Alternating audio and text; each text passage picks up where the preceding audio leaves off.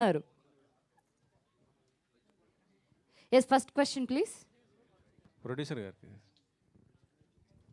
సరే sir sir చెప్పండి. దాదాపు 3 years తర్వాత వస్తున్న సినిమా అవునండి. ఇంత టైం తీసుకోవడానికి ఏంటండి రీజన్ ఏంటి? అంటే ఫైనాన్షియల్ ప్రాబ్లమా లేకపోతే ఇంకా ఏంటి ప్రాబ్లం? ఈ ఫైనాన్షియల్ ప్రాబ్లం ఎప్పుడూ లేదండి. మాకేంటంటే నాకు కొత్త సోలోగా బిజినెస్ చేయడం ఇవన్నీ కొత్త. మనం ఏంటంటే బిజినెస్లో పేపర్ నమ్మాలని తెలియక మాట నమ్మి నేను కొన్ని పనులు చేశా. సో అది వికటిచ్చి కొద్దిగా డిలే అవ్వాల్సి వచ్చింది తప్పితే కంటెంట్ పరంగా అది ఎప్పుడు ప్రాబ్లం లేదండి. మధ్యలో హీరో గారికి ఒక 3 months 4 months రెస్ట్లో ఉన్నాడు, ఆయన ఇంజురీ అయింది. అట్లా అయింది తప్పితే ఇట్స్ నథింగ్ అబౌట్ ఫైనాన్షియల్స్, అలా ఏం లేదు ప్రస్తుతానికి అయితే. అంటే ఇండస్ట్రీలో ఎప్పుడైనా సరే పేపర్ మీద ఉంటేనే నమ్మాలి. అదే నాకు ఆ ఎక్స్పీరియన్స్ లేదండి. సరైన గైడ్ చేసి లేకపోవడం నాకు వచ్చిన ఇబ్బంది అది అంతే. అంటే ఎవరితో వచ్చింది ఆ ప్రాబ్లం? ఇప్పుడు అది ఇంకా నేను I don't want to get in to this అండి. ఎందుకంటే లాస్ట్ 1 year నేను నా లైఫ్లో one of the toughest phase. ఇప్పుడు దాన్ని మళ్ళీ నేను గుర్తు తెచ్చుకోదలుచుకోలే. డెఫినెట్గా మాట్లాడతా వన్ డే. నేను చెప్పింది 10 మంది వినే రోజు ఖచ్చితంగా నేను అది నా ఎక్స్పీరియన్సెస్ చెప్తానండి. కానీ దాని ఎఫెక్ట్ మీ సినిమా పైన బాగా పడింది. 3 years దాకా పడింది. బట్ ఈ సినిమా ఇప్పుడు కూడా ఫ్రెష్గానే ఉంటుందండి. ఎందుకంటే పీరియడ్ సినిమా 2007లో అట్లా జరిగాయి కదా. సో మనకేమి స్టైల్ అయినట్టు కానీ అట్లా ఏమీ అనిపించదు, ఫ్రెష్గానే అనిపిస్తుంది కదా. ద థింగ్ ఏంటంటే బికాస్ ఆఫ్ డిలేస్ మాకు ప్రమోషన్స్లో లిమిటేషన్స్ వచ్చేసినాయి తప్పితే హోప్ఫుల్లీ మౌత్ టాక్తో ఇంకా బాగా జనంలోకి తీసుకెళ్తామని అనుకుంటున్నాను అండి. Okay, thank you. కోమలి గారు, మంచి హిట్ లాంటి మంచి సినిమాలు తీసుకుంటూ అటు చేస్తున్నారు, ఇలాంటి విలేజ్ బ్యాక్గ్రౌండ్తో చేస్తున్నారు. లిప్ కిస్ ఇచ్చారు కానీ దీంట్లో ఏంటి అంటే డిమాండ్ చేసిందా? సబ్జెక్ట్ డిమాండ్ చేసిందా లిప్ కిస్కి? ఎట్లా? సార్ హలో సార్, నమస్తే. ఫస్ట్లీ అది క్యారెక్టర్ శశికి రాఘవాకి అయిన ఇది అది ఎలా ఉండాలి అంటే ఇప్పుడు స్క్రిప్ట్ డిమాండ్ చేసింది అనేది ఈ రోజుల్లో ఎక్కువ కొంచెం జోక్గా అయిపోతుంది సీరియస్ కన్నా. టు బి ఆనెస్ట్ అది దాని వెనకాల ఒక బ్యాక్ స్టోరీ ఉంది. ఫస్ట్ అది సాయి మోహన్ గారు చెప్పినప్పుడు నేను రక్షిత్ అండ్ అందరం వద్దు అని అనుకున్నాం. కానీ సాయి మోహన్ గారు కూడా యాక్చువల్లీ ఫస్ట్ రాసినప్పుడు మనం ఆయన ఏంటి అంటే యాజ్ అ డైరెక్టర్ రేపొద్దున అందరూ ఫ్యామిలీతో కూర్చొని సినిమా చూసినప్పుడు ఎవరికి ఎక్కడ ఏది ఇబ్బంది కలగకూడదు, అందుకని మేము సినిమా తీయలేదు. ఆయన థాట్ ప్రాసెస్సే అంత. ఆయన he doesn't believe in this ఎన్జీ లవ్ స్టోరీ అన్నీ. Sai Mohan he believes in that ఒకప్పటి కాలంలో కళ్ళు చూసుకుని. టు బి ఆనెస్ట్ సినిమా మొత్తం మేము చాలా డైలాగ్ కన్నా ఎక్కువ కూడా కళ్ళతోనే ప్రేమించుకునే క్యారెక్టర్స్ అది. కానీ ఎప్పుడైతే ఆ సీన్ మేము అనుకున్నామో అప్పుడు ఇప్పుడు నేను ఏదైనా చెప్పే కన్నా రేపొద్దున సినిమా చూస్తే మీకు కన్ఫర్మ్గా అది ఇచ్చిన ఇంపాక్ట్ ఆఫ్ లేట్ మీరు చూసే ఫిల్మ్స్ ఆర్ లవ్ స్టోరీస్లో ఎక్కడ ఉండదు అనే గ్యారంటీ అయితే నేను ఇవ్వగలను. బికాజ్ మీరు అబ్జర్వ్ చేసి ఉంటే అది it is not about commerciality are romance. అక్కడ శశి ఏడుస్తూ you know she is giving that case, దానికి ఒక అర్థం అనేది రేపు సినిమా చూస్తేనే తెలుస్తుంది. But all I can promise is అర్థం లేకుండా అయితే అది లేదు. 2010 అంటున్నారు కదా, అంటే మొబైల్ లేదు కానమంటుంది, కానీ అప్పటికి మొబైల్స్ కూడా ఉన్నాయి కదండి. 2007 అండి అది. కాకపోతే అమ్మాయి మొబైల్ వాడదు, దానికి రీజన్ ఉంటుందండి. ప్రొడ్యూసర్ గారు. సార్ నిశాంత్ గారు, హాయ్ అండి. హలో అండి. Thank you for coming. Thank you అండి. సో లాస్ట్ ఫ్యూ ఇయర్స్గా మీరు నాకు తెలుసు, నేను మీ ట్వీట్లు కూడా చూస్తూ ఉంటా. అవునండి.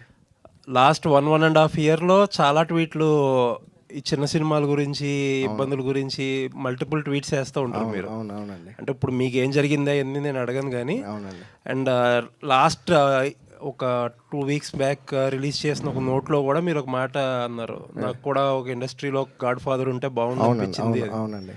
ఏంటండి అసలు చిన్న సినిమాలు చేయడం ఎంత కష్టమా ఏంటి? చాలా కష్టం. నేను ఒక ఎగ్జాంపుల్ చెప్తా అండి. నేను మా సినిమాలో లవ్ స్టోరీ ఉన్న దీంట్లో యాక్షన్ పార్ట్ ఉంటుంది. నేను ఏమనుకున్నా అంటే యాక్షన్ పార్ట్ అంతా మన బడ్జెట్స్ అయ్యి చూసుకుని లాస్ట్లో షూట్ ప్లాన్ చేసుకుందాం అనుకున్నాం. అప్పుడు ఇండస్ట్రీ స్ట్రైక్ అయ్యి 30% హైక్ అయింది. 3 crores లోపు సినిమాలకి 10% హైక్ అన్నారు. సరే అని మేము యూనిట్ని అందరిని తీసుకెళ్ళి షార్ట్ పెడితే మాకు 30% ఇస్తే కానీ రావన్నారు. అప్పుడు చాంబరోళ్ళకి నేను 10 సార్లు ఫోన్ చేశాను అండి. అమ్మ షూటింగ్ ప్యాకప్ చేసుకుని వచ్చేసి నువ్వు చేయకపోయినా పర్లేదు అంటాడు. అదేంటి ఇప్పుడు నేను ట్రావెల్కి అప్ అండ్ డౌన్ నాకు 6 lakhs ఉంది, 7 lakhs అవుతుంది మా యూనిట్కి. సో నువ్వు క్యాన్సిల్ చేసుకుని వచ్చామంటావు. నాకు అది 1.5 per day ఎక్స్పెన్సెస్ అంటే 6 days అంటే 4 రోజులు షూట్ వస్తుంది ఆ డబ్బులతో. నువ్వు క్యాన్సిల్ చేసుకుని వచ్చామంటావు. అడిగితే ఫోన్లు ఎత్తరు. ట్రై చేసాం. మధ్యలో అలాగే ఒకసారి నాకు ఈ లాస్ట్ డిలే వల్ల ఒక ఇష్యూ అయినప్పుడు కూడా నా వెర్షన్ వినడానికి నాకు అక్కడ అపాయింట్మెంట్ ఉండేది కాదు. అంటే వాళ్ళకి ఏంటి ఎలా చెప్పాలి, బెంజ్ కార్లు వేసుకుని పెద్ద కార్లు వేసుకుని వెళ్తే వాళ్ళకి ప్రొడ్యూసర్సు. అంటే నేను కంఫర్టబుల్ లైఫ్ వదిలేసి ఒక పెద్ద జాబ్ వదులుకుని ప్యాషనేట్గా వచ్చిన వాళ్ళకి బ్యాక్గ్రౌండ్ లేకపోతే ఇంక వాళ్ళు పట్టించుకోరు. సో ఏంటండి అది ఏం చేశారు చివరికి? మరి ఏం లేదు, మేము సెటిల్ చేసుకోవాల్సి వచ్చిందండి with the help of hero గారు అండ్ వాళ్ళ ఫాదర్ అందరూ కలిపి కూర్చొని మేము మాట్లాడుకోవాల్సి వచ్చింది తప్పితే బికాస్ ఆఫ్ వాళ్ళు ప్రొయాక్టివ్గా ఉంటే మా ఇష్యూ అంత లాగ్ అయ్యేది కాదు. అంటే ఆల్మోస్ట్ పెద్ద ప్రొడ్యూసర్లు అందరూ గిల్డ్ అని చెప్పి వేరేది పెట్టుకుని అక్కడ వేరేగా చూసుకుంటున్నారు. అంటే మీరు ఇప్పుడు మొన్నటిదాకా ఏమనేవారంటే వీళ్ళు సినిమాలు తీసేవాళ్ళు అందరూ చాంబర్లో లేరు కాబట్టి వాళ్ళకి అర్థం కావట్లేదు. అంటే చిన్న సినిమాలకి హెల్ప్ చేయక పెద్ద సినిమాలకి హెల్ప్ అవ్వక ఏం జరుగుతుంది అంటారు? తెలియదండి, అది ఎగ్జాక్ట్గా ఒక ప్లాట్ఫామ్ అంటే ఏముండదు.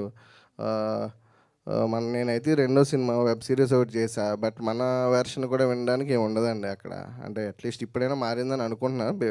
సోషల్ మీడియా మన యాక్టివ్ అదే చిన్న సినిమా ప్రొడ్యూసర్స్ అని ఎస్కేఎన్ గారు అలా ప్రెస్ మీట్ పెట్టారు. అట్లీస్ట్ ఆ యంగ్ బ్యాచ్ అయినా కూడా ఈ చిన్న సినిమా చేసేవాళ్ళని అంటే ఒక ప్యాషన్తో వచ్చినప్పుడు మేము ఇక్కడ కమిట్ అయిపోయి ఉంటాం. అక్కడ జాబ్ వదిలేసుకుని వస్తే ఇక్కడ ఏదో సాధించాలనే వస్తాం. వచ్చినప్పుడు ఇండస్ట్రీ ఇవన్నీ అంటారు కదా, ఓన్లీ టికెట్ రేట్స్ కోసమే మీటింగులు జరుగుతున్నాయండి ఇక్కడ. అంటే టికెట్ రేట్స్ ఒకటే ఇష్యూ కాదని నా ఫీలింగ్. పెద్ద సినిమాకి ఒకే లొకేషన్ ఒకటే కాస్ట్, చిన్న సినిమాకి అదే కాస్ట్. మీరు చిన్న సినిమాకి అట్లీస్ట్ ప్రొడక్షన్ కాస్ట్లో ఏమైనా తగ్గించేటట్టు అటువంటి ఏమైనా తీసుకొస్తే నలుగురు బతుకుతారండి. ఎందుకంటే పబ్లిసిటీ కాస్ట్ పెద్ద సినిమాకి ఒకటే, చిన్న సినిమాకి ఒకటే, ప్రతి ఒక్కరు ఛార్జ్ చేసేది ఒకటే. అది మాట్లాడట్లా టికెట్ రేట్లు. అంటే ఇప్పుడు వాళ్ళకి హీరో ఉన్నారు కాబట్టి వాళ్ళు ఎంత బడ్జెట్ అయినా పెట్టి తీసుకోగలుగుతారు. మాకు హీరో ఉన్నారు కొత్త వాళ్ళకి మాకు అట్లీస్ట్ ఎంతో కొంత ఉండాలి కదండి. సో ఆ వెర్షన్ వినడానికి కూడా మాకు ఆ ఛాన్స్ లేదు, ఎప్పుడు స్కోప్ లేదు. మీ ఫోన్ లిఫ్ట్ చేయండి. ఎవరు, చాంబరా ప్రొడ్యూసర్ కౌన్సిలా? అది ఇప్పుడు వద్దండి. అంటే మీ కేసు ప్రొడ్యూసర్ కౌన్సిల్కి వచ్చింది కదా, మీరు చాంబర్ మీద ఆరోపణలు చేస్తున్నారు. నేను చాంబర్ అనట్లేదండి. నేను అదే చాంబర్ కింద అన్నీ వస్తాయి కదండి. సో దాంట్లో అంటే నేను అసోసియేషన్ కూడా ఏమి అనట్లే. అక్కడ ఉన్న పొజిషన్లో ఉన్న పర్టికులర్ పర్సన్ చిన్నవాళ్ళు కూడా టైం ఇస్తే బాగుంటుంది అనేది వెర్షన్ అండి. ఆయన కూడా అంటలా. సో వాళ్ళ వే ఆఫ్ వర్కింగ్ స్టైల్ అది అయ్యి ఉండొచ్చు కానీ బట్ అందరికి వినడానికే కదండి అక్కడ ఉన్నది. ఆల్ ది బెస్ట్ అండి. Thank you sir. Thank you. అయితే జగన్ చెప్పాయి. ఈ సినిమాకి ఒక చిన్న సినిమాకి పడాల్సిన హర్డిల్స్ అన్ని పడినట్టు తెలుస్తుంది. 3 years నుంచి సినిమాను మోస్తూ వస్తున్నారు, ఫైనల్గా రిలీజ్కి వచ్చింది. అండ్ ఒక సినిమా ఏ సినిమాకైనా మంచి క్లైమాక్స్ అనేది చాలా ఇంపార్టెంట్. మీ టీం కూడా చాలా కాన్ఫిడెంట్గా చెప్తున్నారు. సో క్లైమాక్స్ గురించి ఎలా ఉండబోతుంది? ఒక హార్డ్ హిట్టింగ్ క్లైమాక్స్ రాసారా, డిజైన్ చేస్తారా డైరెక్టరు?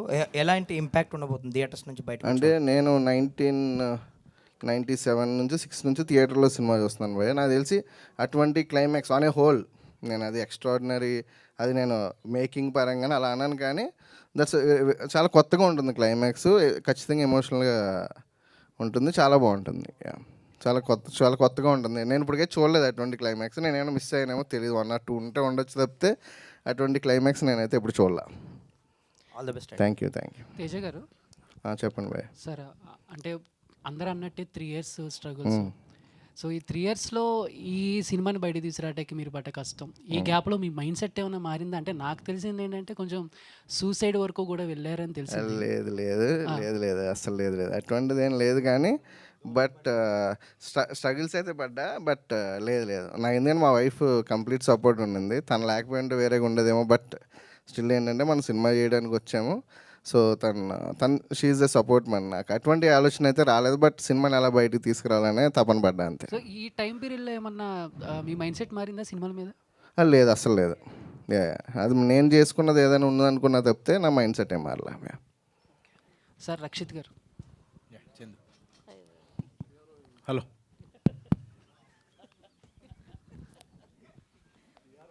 సో అందరూ క్లైమాక్స్ గురించి చాలా గట్టిగా మాట్లాడుతున్నారు. సో అంటే ఇప్పుడు క్లైమాక్స్ గురించి అందరూ చాలా గట్టిగా మాట్లాడుతున్నారు. సో ఇప్పుడు చూడండి క్లైమాక్స్ ఉండబోతుందని. సో ఏంటి ఆ కాన్ఫిడెన్స్ ఏంటి? ఎలాంటి క్లైమాక్స్ ఉండబోతుంది? చెప్తారని కాదు, సినిమా చూడాలి కదా, అది దానికి అదొకే, అదే చెప్పింది. అదొకే.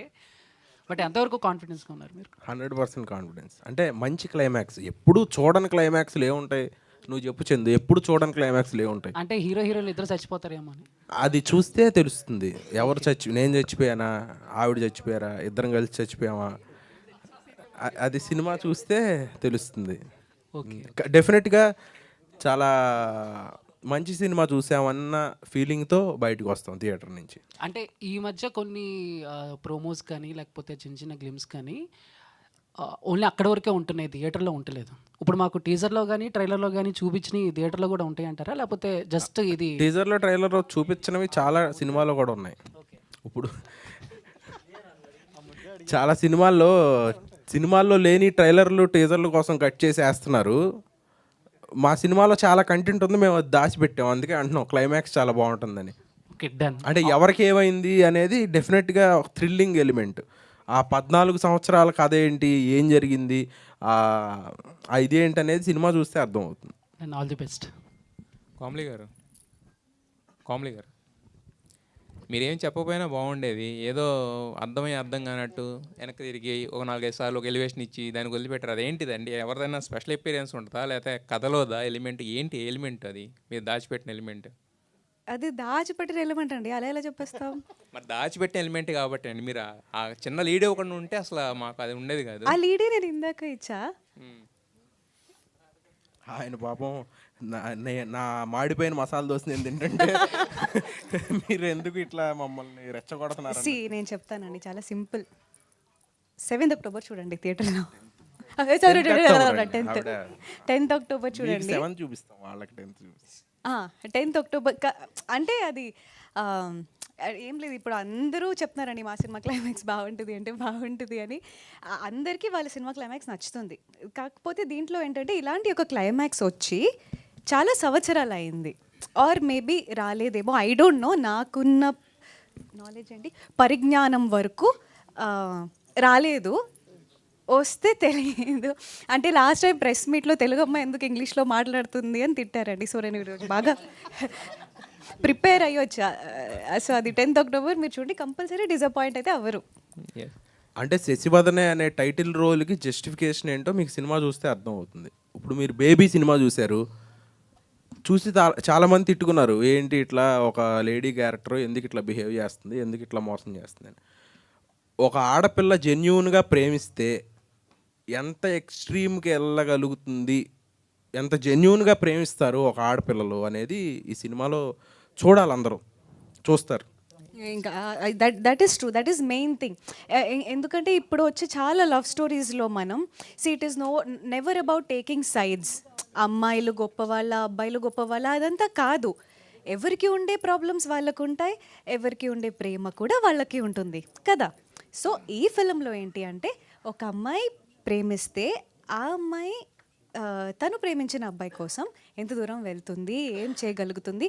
అండ్ రేపొద్దున సినిమా రిలీజ్ అయ్యాక మనం ఎప్పుడైనా ఇలాంటి కొన్ని హీరోయిన్ క్యారెక్టర్స్ చూసి అరే వైఫ్ మెటీరియల్ ఇలా అనుకుంటాం కదా, క్రష్ లిస్ట్లోకి యాడ్ చేయండి. కంపల్సరీ శశి అనే క్యారెక్టర్ అయితే ప్రతి అబ్బాయి ఇలాంటి అమ్మాయి వస్తే బాగుంటుంది అని అయితే అనుకుంటారు ఫర్ షూర్.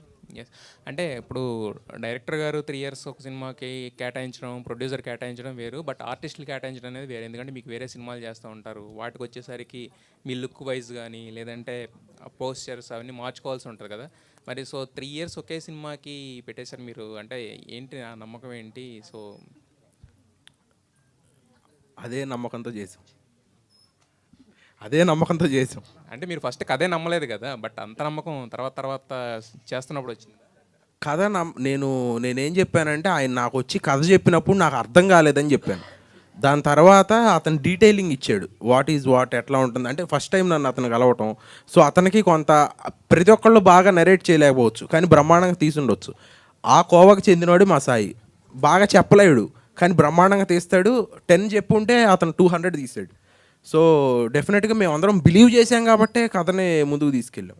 తేజ గారు, అంటే బేసిక్గా మనం ఏదైనా స్టార్ట్ చేసే ముందు హాయ్ అండి, మనం ఏదైనా స్టార్ట్ చేసే ముందు ఒక అంటే అది ఎలా ఉంటుంది అనేది ముందు ఒకసారి తెలుసుకుని తర్వాత అంతా దాంట్లో వస్తాం కదా.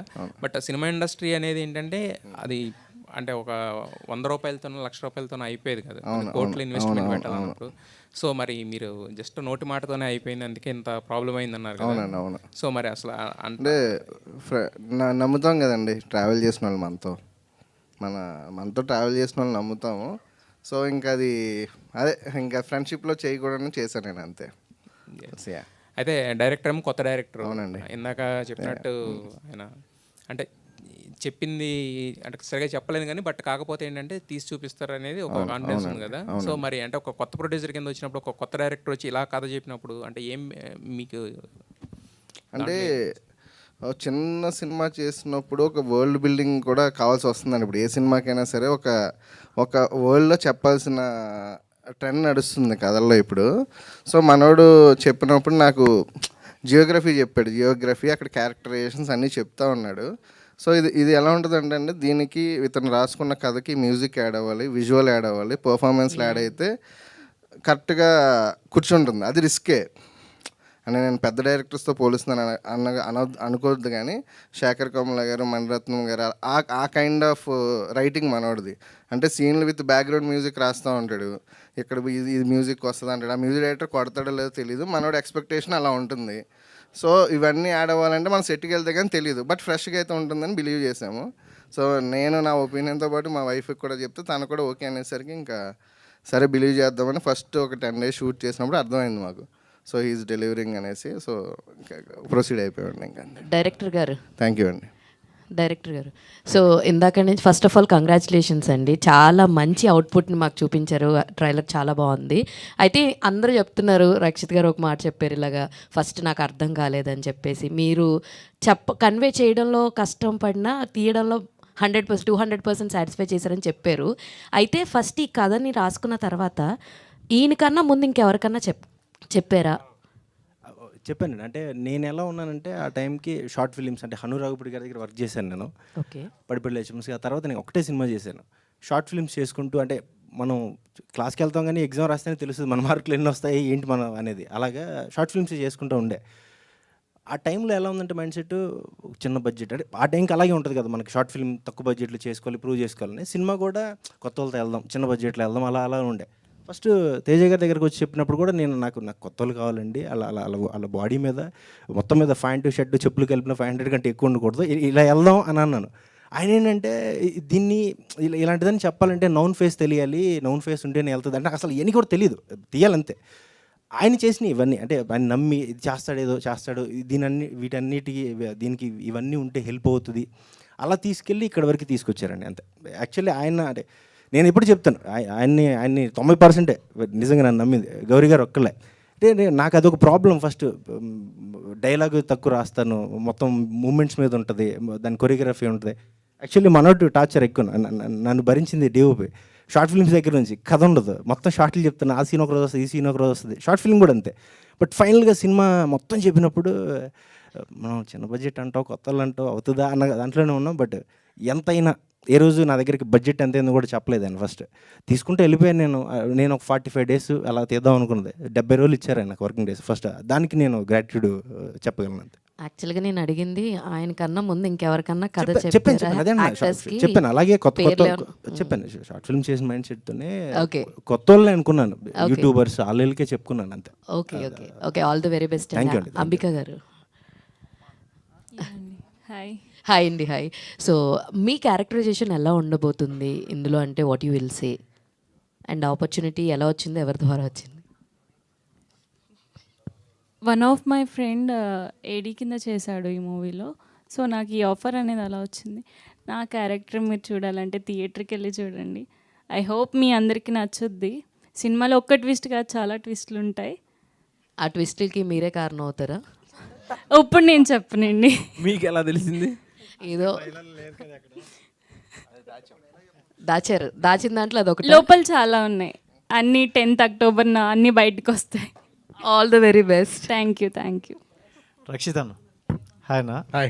Thank you and congrats. Visuals చాలా బాగున్నాయి అండ్ అంటే ఒక విలేజ్ బ్యాక్డ్రాప్ మంచి ఫీల్ వచ్చింది. అంటే ఈ 3 ఇయర్స్ గ్యాప్లో అంటే ఇంకా కొత్త సినిమాలు కూడా కొన్ని వచ్చాయి సేమ్ ఈ టైప్లోనే, హాయ్ అవ్వచ్చు ఇంకొన్ని మూవీస్. అంటే దానికన్నా ముందు వస్తే బెటర్ ఏమో అని అనిపించింది ఏమైనా? ఇది ఒక్కటి నేను ఒకటి చెప్తానండి. నేను గోదావరి సైడ్ కథ రాసి గోదావరిలో ఫస్ట్ కెమెరా పెట్టినప్పుడు, అంటే ఇప్పుడు నాలాగా కొత్తగా వచ్చిన డైరెక్టర్స్ అంటే ఏమొచ్చినాయి, వచ్చినాయి, కమిటీ గొర్రెలు వచ్చింది, గ్యాంగ్స్ ఆఫ్ గోదావరి వచ్చింది, ఇంకేమైనా వచ్చినా గుర్తులేదు. నేను వెళ్ళి కెమెరా పెట్టినప్పటికి ఎవడు కెమెరా పెట్టలా. బట్ నాది డిలే ఉండొచ్చు కానీ, బట్ అప్పుడు నేను పెట్టాను, మధ్యలో వచ్చినాయి తీసేశారు, అయిపోయింది. నేను ఆ రోజు ఫస్ట్ టైం నేను అమలాపురం, నా తెలంగాణ, నాకు అసలు అంత తెలియదు. నేను ఎంత ఫీల్ అయ్యాను, ఫ్రెష్ అసలు ఇక్కడ ఏదో అలా ఫీల్ అయ్యాను. రేపొద్దున మళ్ళీ సినిమా చూసినప్పుడు అంతే ఫ్రెష్గా అనిపిస్తుంది. అది అంటే కొంతమంది ఏంటంటే ఆల్రెడీ ఆ మూవీస్ చూశారు కదా, బట్ మీకు అనిపిస్తుంది కదా అదే దీనికన్నా ముందు మనం వస్తే ఇంకా బెటర్ ఉందనేమో అని. మనం చెప్పలేము. అంటే హాయ్ అనేది ఒక పీరియడ్ కైండ్ ఆఫ్ ఫిల్మ్ కాదండి, ప్రజెంట్ జరిగే అమలాపురం ఎట్లా ఉన్నదని. గ్యాంగ్స్ ఆఫ్ గోదావరి టోటలీ వేరే జోనర్, అదొక పొలిటికల్ బ్యాక్డ్రాప్. ఒక ఫ్రెష్ ప్రేమ కథతో జెన్యున్గా, అదే ఇందాక నేను చెప్పినట్టు ఒక ఆడపిల్ల, గోదావరి జిల్లాలో ఉండే ఆడపిల్ల జెన్యున్గా ప్రేమిస్తే ఎట్లా ఉంటుంది అనేది చూపించే సినిమా ఇది. ఆ సినిమాల రిలీజ్ అయినాయి కాబట్టి మా సినిమాకి ఎఫెక్ట్ ఏమీ లేదు, ఎందుకంటే 2007, 2010లో జరిగే కథ ఎప్పుడు చూసినా ఫ్రెష్గానే ఉంటుంది. సో డెఫినెట్గా ఆ ఇంపాక్ట్ ఏమి ఉండదు ఈ సినిమా మీద, బ్రహ్మాండంగా ఉంటుంది. అండ్ ఇప్పుడు ఏంటంటే ప్రమోషన్ చాలా ఇంపార్టెంట్ అవుతుంది, అండ్ సోషల్ మీడియా ఎక్కువ అయిన తర్వాత సో ఎంతవరకు మీరు ప్రమోషన్ విషయంలో టీం అంతా ఎంత దీనిగా ఉన్నారు, కమిటెడ్గా? చాలా కమిటెడ్గా ఉన్నామండి. మీరు రావటమే లేటు. అంటే చిన్న సినిమాలు అనే వాటికి చాలామంది రారు, సో అది మేము ఏం మార్చలేము, కొన్ని ఏమి చేయలేము. సో డెఫినెట్గా మేమందరం రెడీగా ఉన్నాం ప్రమోషన్స్కి, బాగా గట్టిగా తిరుగుతున్నాం, ముందు షోలు వేద్దాం అనుకుంటున్నాం. సో ఆ షోస్ రెస్పాన్స్ మాకు ముందే తెలుసు బాగుంటుందని, కాబట్టి మేము చాలా కాన్ఫిడెంట్గా ఉన్నాం. హీరోయిన్ గారు, కోమలి గారు అంటే పేరే పెట్టాలి. సో అంటే ఇండస్ట్రీ తెలుగు అమ్మాయిలు రావాలి అని అంటున్నారు. లాస్ట్ టైం మీరు ఇంగ్లీష్లో మాట్లాడడం ఇప్పుడు నేర్చుకొని వచ్చారు, నిజంగా సూపర్. నేర్చుకుని రాలేదండి, ప్రిపేర్ అయ్యారా? కాన్షియస్గానే తెలుగు మాట్లాడుతున్నా. దెన్ ఓకే, అంటే ఎలాంటి ఫిలిమ్స్ వచ్చాయి, మీకు ఎలాంటి స్క్రిప్ట్ అప్రోచ్ అయ్యాయి? అంటే ఇది కొంచెం గ్యాప్ వచ్చింది కదా, ఈ గ్యాప్లో ఎలాంటివి వచ్చాయి? ఆనెస్ట్లీ స్పీకింగ్ హిట్ తర్వాత చాలా వరకు యాక్షన్ ఓరియంటెడ్ స్క్రిప్ట్స్ అనేవి రావడం జరిగింది, అండ్ అది నేను చాలా ఆలోచించి వద్దు అనుకుంటున్నాను. బికాజ్ నాకు అలా ఒక ఆ జోనర్కి స్టీరియో టైప్ అవ్వాలని లేదు. అండ్ అది కాకుండా ఐ బిలీవ్ నేను ఈ ఇయర్లో ఇది నా 3rd రిలీజ్ అండి. ఐ థింక్ ఇది నాకు ఒక చాలా పెద్ద అచీవ్మెంట్. ఇన్ని ఇయర్స్ నుంచి this to me is by for the best year for me. ఇండస్ట్రీలో నేను కెరియర్ స్టార్ట్ చేసినప్పటి నుంచి. సో టచ్ మీ నాట్ సిరీస్లో నేను ఒక 18-year-old స్కూల్ గర్ల్ చేశాను. హిట్లో వర్ష, కాప్ అది తెలుసు. ఇప్పుడు ఒక గోదావరి జిల్లా తెలుగు అమ్మాయి. సో టు మీ వర్సిటాలిటీ అనేది నాకు నా కెరియర్లో ఎక్కువ నేను ప్రయారిటీ ఇస్తున్నా వర్సిటాలిటీకి. సో అకార్డింగ్లీ నేను ఎక్కడికి వెళ్ళాలనుకుంటున్నానో, ఏం చేయాలనుకుంటున్నానో వాటికి ఏది సూట్ అవుతాయో చూసుకొని నేను సైన్ చేసుకుంటున్నా అంతే. I'm prioritising variety of characters over versatility, over number of films. ఇది ఇంగ్లీష్లో చెప్పా. సో రక్షిత్ గారు, హాయ్ అండి, దిస్ ఇస్ రాణి. మీరేమో కృష్ణా జిల్లా అబ్బాయి, ఇందులో గోదావరి స్లాంగ్ మొత్తం ఎలా మ్యాచ్ చేయగలిగారు, ఎంతవరకు? సో దానికోసం ఎలాంటి గ్రౌండ్ వర్క్ చేశారు? పెద్దగా ఏం కష్టపడలేదండి, ఈజీగానే అయింది. ఎందుకంటే పలాస చేశాను నేను. అందరూ పలాస చూసిన తర్వాత శ్రీకాకుళం అబ్బాయి అనుకున్నారు. సో Srikakulam accent was more tough because 1978 స్లాంగ్లో. సో ఇది అంత ఇబ్బంది ఏమీ అవ్వలేదు, ఇట్ వాజ్ మోర్ దగ్గరగానే ఉండింది. కంప్లీట్గా ప్రీవియస్ ఫిల్మ్స్తో కంపేర్ చేస్తే ఇది యూనిక్గా ఉండబోతుందా అంటే ఏం చెప్తారు? నన్ను ఎప్పుడు ఇలా చూసుండ్రు. ఓకే, కోమలి గారు, నిజంగానే యాక్షన్ రోల్స్కి ఒక మార్క్గా ఉండిపోయారు. వర్ష కావచ్చు, వండర్ఫుల్ క్యారెక్టర్స్ అన్నీ చేశారు మీరు. శశివాదనలో కూడా ఏమైనా, అంటే లాట్స్ ఆఫ్ ట్విస్ట్స్ ఉంటాయి అన్నారు కాబట్టి ఇందులో కూడా ఏమైనా అదేమైనా కొంచెం యాడ్ చేశారా? ఏం యాడ్ చేశాను? ఏమైనా యాక్షన్ సీక్వెన్స్ లాంటివి ఏమైనా అలా కూల్ అండ్ కామ్గానే కాకుండా? ఆ టాంజెంట్కి వెళ్ళకండి. మరి లంగావణి వేసుకొని ఫైటింగ్ చేస్తే అస్సలు బాగోదు స్క్రీన్ మీద. లేదు, ట్విస్ట్కి యాక్షన్కి సంబంధం లేదు. అంటే ఇవి ఎక్కడ ఏ ఏరియాలో షూట్ చేశారు అండ్ అక్కడ మీకున్న స్పెషల్ మూమెంట్స్ కానీ షూట్ చేసే టైంలో? మేము చేసింది అమలాపురం బెండమూరు లంక అనే విలేజ్లో. లేదు, నాకు యాక్చువల్గా గుర్తుంటుంది ఎందుకంటే చాలా అంటే అందరూ మనుషులు ఎప్పుడు మంచి వాళ్ళే నేను అనుకుంటా, కానీ ఐ థింక్ ఒక మార్క్ ఎక్కువ మంచితనం ఆ బెల్ట్లో చాలా ఎక్కువ ఉంటుంది. మేము షూటింగ్ చేస్తున్నామని తెలిసిన తర్వాత వాళ్ళు మా ఏది లేదు, నార్మల్గా కొన్ని రూల్స్ ఏం లేకుండా రోజు ఏదో ఒక ఫుడ్ వస్తూనే ఉంటుంది. పర్టిక్యులర్లీ ఫుడ్, అది కాకుండా మీకు ఏం కావాలన్నా చెప్పండి. నాకైతే నేను షూటింగ్కి వచ్చానా ఎవరో ఒకళ్ళ పెళ్ళికి వచ్చానా వీళ్ళందరూ నాకు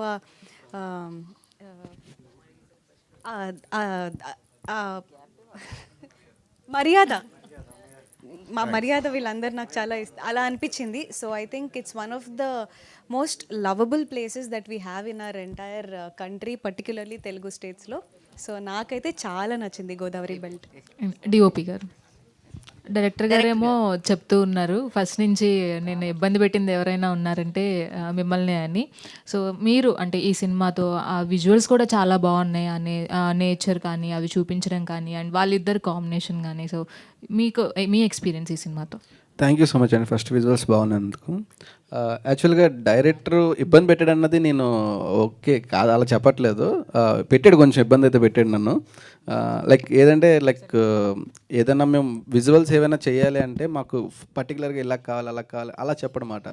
ఇది ఇలా కూల్గా బ్రిడ్జ్ రావాలి, అలా అలా వెళ్తూ ఉండాలి ఇలా చెప్తాడు. సో అది మాకు అలా అదే అర్థం చేసుకోవడం కొంచెం కష్టం అవుతుంది టెర్మినాలజీ పరంగా. ఫర్ ఎగ్జాంపుల్ డైరెక్టర్ మచ్చా నాకు ఇలాగా క్లోజ్ పెట్టు ఇలా ఇలా అడుగుతారు కదా, మావాడు అలా చెప్పండి నాకు ఇలా కూల్గా బ్రీజ్ ఏం వస్తూ ఉంటుంది మామ, ఇలా పెట్టి ఇక్కడి నుంచి బటర్ఫ్లై ఇలా వెళ్ళిపోతుంది అలా చెప్తాడు. సో అలాంటప్పుడు షార్ట్ కంపోజింగ్ కొంచెం డిఫికల్టే, బట్ మేమిద్దరం ఆ కాంబినేషన్లో ఉండేవాళ్ళం ఇలా చేస్తే బాగుంటుంది. కానీ ఎప్పుడు కూడా నాకు ఈ షార్ట్ ఇలా కావాలి అని చెప్పిన తర్వాత ఒక 10 minutes నాకు టైం ఇచ్చేయని చెప్తే బయటికి వెళ్ళిపోతాడు. బయటికి వెళ్ళిన ఒక 10 minutes తర్వాత వచ్చి ఇది పెట్టేసి ఫ్రేమ్ పెట్టుకుని చూసుకో అంటే చూస్తాడు, బాగుంది మా చైర్ని వెళ్ళిపోతాడు అనమాట, అంతే. కోమలి గారు, డైరెక్టర్ గారు సార్, మీరు చెప్పారు ఇందాక ప్రాపర్ తెలంగాణ, మీరు ఇక్కడ తెలంగాణ వాళ్ళని చెప్పేసి, మీరు ఫాదర్ పడిన స్ట్రగుల్స్ కానీ మీ ఫాదర్ ఏం కాబట్టి మీరు డైరెక్టర్ అయ్యారని కూడా చెప్పారు. సో ఎందుకంటే అమలాపురం అటు సైడ్ చాలా వచ్చినాయి అందరికీ తెలుసు. సో మీరు రూటెడ్ కాకుండా అక్కడ తీయడానికి మీ స్టోరీ డిమాండ్ చేసిందా? ఎందుకు తెలంగాణ బ్యాక్డ్రాప్ కాకుండా అక్కడ తీసుకోవాల్సి వచ్చింది? అంటే నేను కథ రాసినప్పుడు ఏ బ్యాక్డ్రాప్ రాసుకోలేదండి. ఒక విలేజ్ బ్యాక్డ్రాప్, ఒక అందమైన కథ, ప్రేమ కథ చెప్దామనే ఉండే. తేజ గారికి చెప్పినప్పుడు అంటే ఇంత ఫీల్తో విజువల్గా ఉంది కదా, మన కట్ సైడ్ అయితే అంటే ఆయనకు తెలుసు షూట్ చేసిన ఇల్లు కూడా వాళ్ళ మామయ్య గారి ఇల్లే సొంత. సో అంటే అటు సైడు ఆయనకి మొత్తం తెలుసు. కథ విన్న తర్వాత ఆయనకి ఇంకా విజువల్ అర్థమైపోయింది, ఇటు సైడ్ ఇంకా బాగుంటుంది సాయిని ఆయన తీసుకెళ్లారు అంతే. ఆ స్లాంగ్ అది కూడా తెలియదు నాకు. డైలాగ్స్ అవి రాసిన తర్వాత కూడా నాకు వచ్చిన స్లాంగ్లో రాసేవాడిని, దానికి ఆయన హెల్ప్ చేసేవాళ్ళు. కోడేటర్ పద్మారావు గారు ఉన్నారు, ఆయన కూడా అక్కడ సైడ్ పర్సనే, వాళ్ళు హెల్ప్ చేసేవాళ్ళు డైలాగ్. అంటే ఈ మ్యాటర్ ఇలా చెప్తున్నాను దాన్ని ఆ లాంగ్వేజ్లో ఎలా చెప్పొచ్చు అని రాసేవాడిని, వాళ్ళు చెప్పేవాళ్ళండి అంతే. తేజ గారు చెప్పండి. చూస్తే కనుక ఒక 2-3 రోజుల నుంచి సోషల్ మీడియాలో ఐబొమ్మ నుంచి పోలీసులకే సవాల్ విసురుతున్నారు, మీరు ఏం చేస్తే మేము ఏం చేయాలి అని చెప్పేసి. సో మీరు చూస్తే మరి ఇట్లాంటి టైంలో ఇంకా సినిమాలకి చాలా ఇబ్బంది కదా, మీరు ఎలా దీన్ని అధిగమిస్తారు? ఏం లేదండి, ఎప్పుడు కూడా మనం సినిమా చూసేదే పెద్ద స్క్రీన్ ఎక్స్పీరియన్స్ కోసం. సో నాకు తెలిసి ఐబొమ్మ ఇవన్నీ కదండి, మంచి సినిమా చేస్తే ఖచ్చితంగా పెద్ద స్క్రీన్ మీద చూస్తేనే ఎక్స్పీరియన్స్ వేరు. అండ్ ఐబొమ్మ అతను కూడా ఏది నేను ఆడియన్స్ని ఏదో కాపాడుతున్నాను, ఆడియన్స్ నుంచి ఏదో టికెట్లు దొబ్బేస్తున్నారు మీరు అంటున్నారు. జనరల్గా పెద్ద సినిమాలు 20 వస్తాయండి, 180 సినిమాలు చిన్న సినిమాలు వస్తాయి, నువ్వు అవి కూడా పెడుతున్నారు వాళ్ళు. సో మా చిన్న సినిమాలకు ఉండేది ఓటీటీ రెవెన్యూ ఎక్కువ, థియేటర్లో ఆడేవి 2-3 సినిమాలు సంవత్సరానికి. సో నువ్వు యూఆర్ కిల్లింగ్ ఓటీటీ రెవెన్యూ, నువ్వు కిల్ చేస్తే చిన్న సినిమాని చంపుతున్నట్టే అది. సో పైరసీ అనేది ఎప్పుడు మంచిది కాదు, బట్ ఎప్పుడు కూడా చిన్నదైనా పెద్దదైనా బిగ్ స్క్రీన్ మీద చూస్తేనే ఎక్స్పీరియన్స్ వేరండి. So one last question please. Komali గారు ఎలా ఉన్నారు? నేను బాగున్నా, మీరు ఎలా ఉన్నారు? అడగనివ్వండి, ఎలా ఉన్నారని కూడా అడగకూడదా? కాదంటే మామూలుగా యాక్టర్స్ కానీ హీరోయిన్స్ కానీ కొన్ని సీన్స్ చేసేటప్పుడు ఆడియన్స్ని అండ్ ఫ్యాన్స్ని దృష్టిలో పెట్టుకొని చేస్తారు. సో మీరు అలాగా దీంట్లో ఏమైనా కొన్ని సీన్స్ చేసేటప్పుడు సో ఫ్యాన్స్ని లేకపోతే ఆడియన్స్ని సో ఎలా రిసీవ్ చేసుకుంటారో నన్ను అంటే నేనైతే చూసి షాక్ అయ్యా. సో అలా మీరేమైనా అనుకున్నారు? నాకు క్వశ్చన్ అర్థం అవ్వలేదు. మీరు అంటే నేను డైరెక్ట్గా చెప్పలేనండి. సో బేసిక్గా కొన్ని సీన్స్ చేసేటప్పుడు మన ఆడియన్స్ ఫ్యాన్స్ని దృష్టిలో పెట్టుకుంటాం కదా. సో దీంట్లో ఇందాడ ట్రైలర్లో లాస్ట్ సీన్ ఏమైతే ఉందో అలాంటివి చేసేటప్పుడు మీరు కూడా అలా ఆడియన్స్ని కానీ లేకపోతే ఫ్యాన్స్ని కానీ దృష్టిలో పెట్టుకున్నారా? కాదు, నువ్వేమన్నా ఇబ్బంది పడ్డావా సీన్ చూసి? ఆ? నేనేమి ఇబ్బంది పడలేదు. మరేంటి నేను ఆవిని అడుగుతున్నాను. నీకు ఇబ్బంది లేనప్పుడు ఇంకా ఆవిడకి ఏంటి ఇబ్బంది? ఓకే, మీరు one thing with I think Telugu audiences, వాళ్ళు ఎవరిని ఓన్ చేసుకోకుండా ఇష్టపడరు. తెలుగు ఆడియన్స్ ఎలా అంటే మనం ఏదో ఒక రిలేషన్ అవ్వాలి వాళ్ళకి, particularly because I'm an actress. నా గర్ల్ ఫ్రెండ్ అనో, నా క్రష్ అనో నాకు వస్తాయి. అండ్ ఈ సీన్ వల్ల, ట్రైలర్లో ఈ సీన్ రావడం వల్ల, టు బి ఆనెస్ట్, వాళ్ళ హార్ట్ బ్రేక్ అవుతుందేమో. నాకు చాలా నీదైందే ఏంటి? నాదా పక్కన నుంచి పగులుద్ది నీకు అప్పుడు. నాకు చాలా హార్ట్ బ్రేకింగ్ మెసేజెస్ అయితే వచ్చాయి. బట్ నేను ఎలా చెప్పాలి అంటే, ఇప్పుడు మనం ఒక నమ్మకం పెట్టుకొని ఒక సినిమా చేస్తాం. అందులో ఉన్న ఇంటెన్షన్ అనేది మనకి చాలా ఇంపార్టెంట్. ఒక ట్రైలర్లో ఒక షార్ట్ చూసి హర్ట్ అవ్వకండి అనే నేను రిక్వెస్ట్ చేసుకోగలను, బికాస్ చాలా హర్ట్ అయ్యారు అని నేను అన్ని మెసేజెస్ చదివాను. లైక్ ఐ ఆల్రెడీ సెడ్, రేపు సినిమా చూసిన తర్వాత దాంట్లో ఉన్న ఎమోషన్ తెలుస్తుంది. బికాజ్ అదే ఆ సీన్ గురించి లైక్ నాకు మోహన్ మా డైరెక్టర్ గారు చెప్పారు, నా సర్కిల్లో ఉన్న చాలామంది ఫీమేల్స్ ఎవరైతే ఉన్నారో వాళ్ళు ఎమోషనల్గా అలాంటి ఒక ఫీల్లో because it is not a romantic shot, it is a very emotional shot. So ఈ ఎక్స్ప్లెనేషన్ అనేది రేపు సినిమా చూసాక కంపల్సరీ తెలుస్తుంది. అప్పటి వరకు దయచేసి ప్లీజ్ కామ్గా అర్థం చేసుకోండి అని నేను రిక్వెస్ట్ చేయగలను. Thank you ma'am, all the best. Thank you, Rakshit గారు, all the thank best. you. Thank you. Thank you so much, and thanks to media and thanks to all the team of Shashivadane and team lo ఉన్న ప్రతి ఒక్కరికి specially all the best. And AG film company and అలాగే SVS studios బ్యానర్లో presented by Gauri Naidu గారు. And శశివర్ధనే cinema October 10th థియేటర్స్లో మన ముందుకు రాబోతుంది. అందరూ తప్పకుండా వాచ్ చేయండి. And this is anchor Krishna Chaitanya. This event is organised by UV media. Thank you.